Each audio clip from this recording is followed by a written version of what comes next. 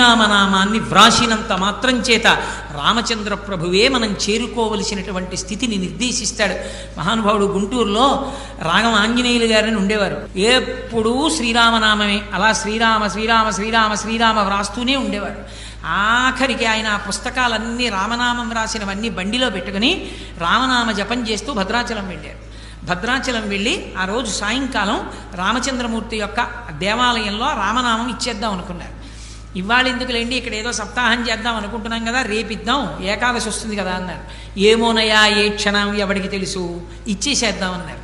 ఆ రోజు రాత్రి రామచంద్రమూర్తికి రామనామం అంతా సమర్పించి మరునాటి నుంచి క్రతువు ప్రారంభం అవుతుంది. భద్రాచలంలో వచ్చి యజ్ఞ భాగం దగ్గర నించున్నారు.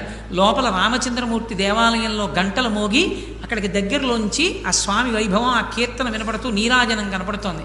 ఆ నీరాజనం వంక చూస్తూ అలాగే నిలబడి రామ రామ రామ అంటూ శరీరం వదిలేశారు.